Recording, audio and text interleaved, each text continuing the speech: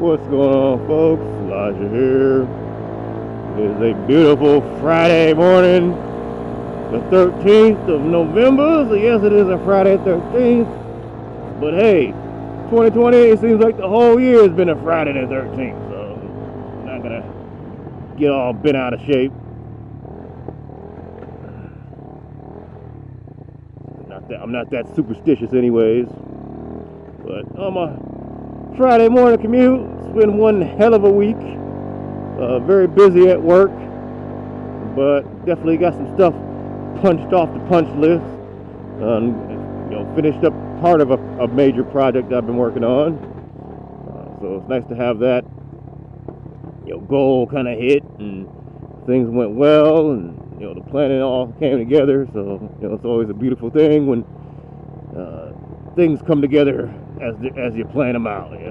Coordinating with people, it takes a lot of planning and to do major operations and things like that.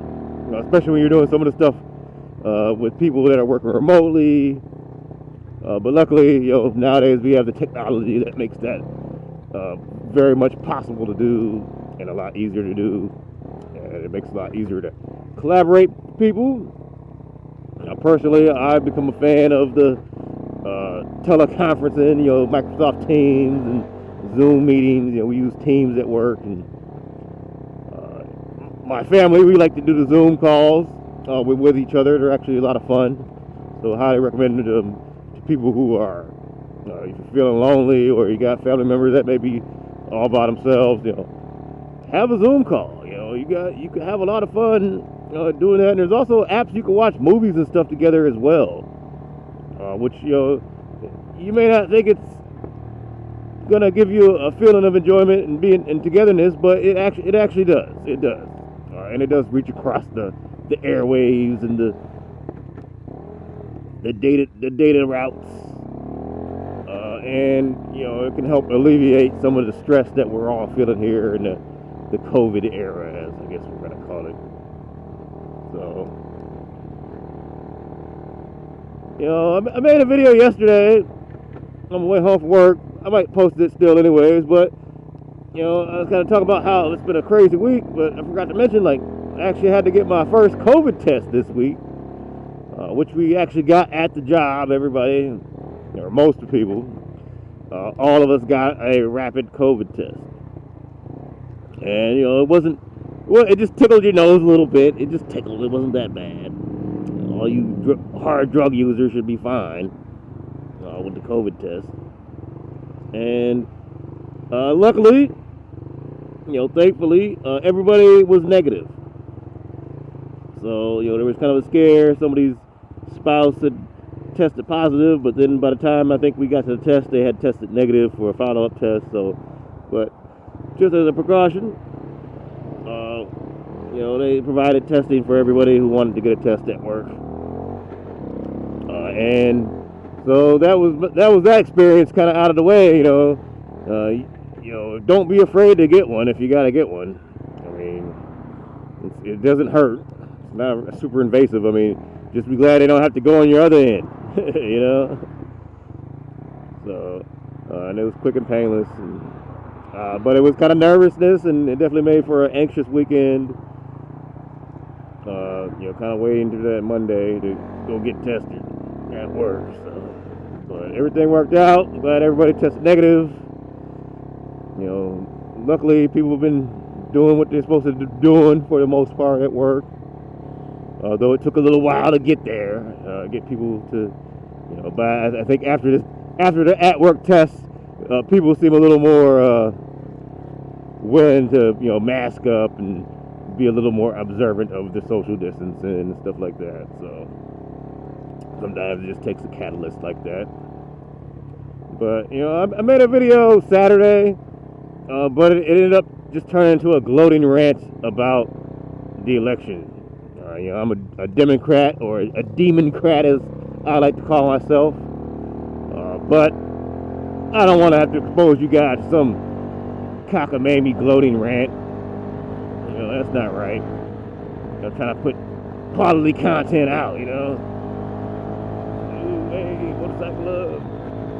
And I guess that I made that before I watched the Dave Chappelle Saturday Night Live opening, and that actually made me feel a lot better.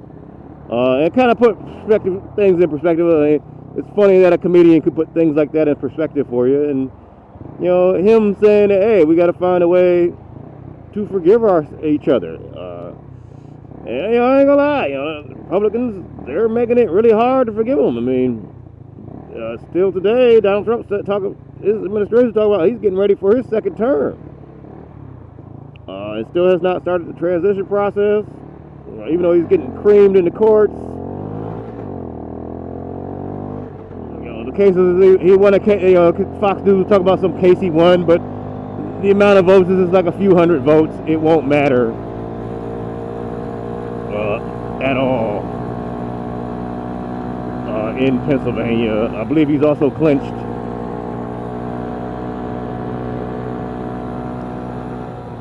Arizona as well now. So Arizona and Nevada, that's all he really needed to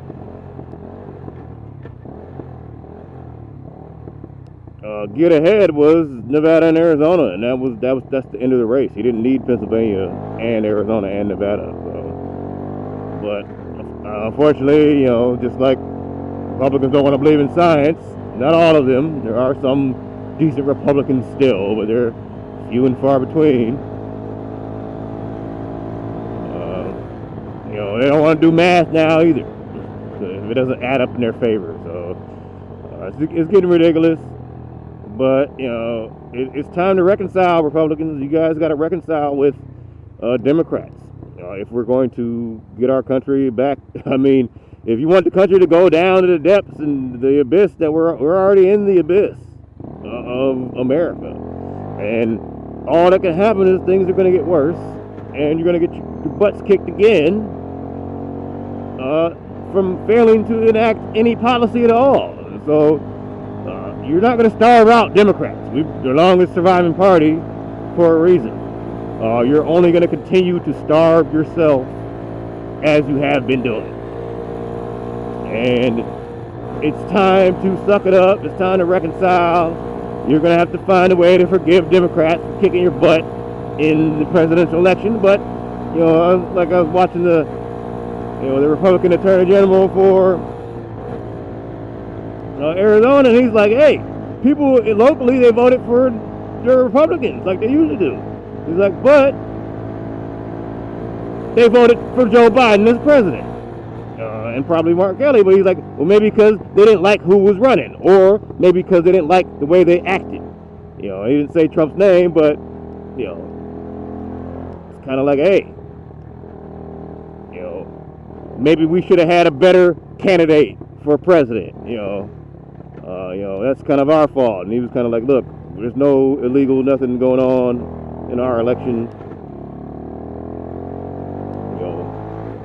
Not in Arizona, he said. So, and that seems to be the case in, you know, all the states. So, you know,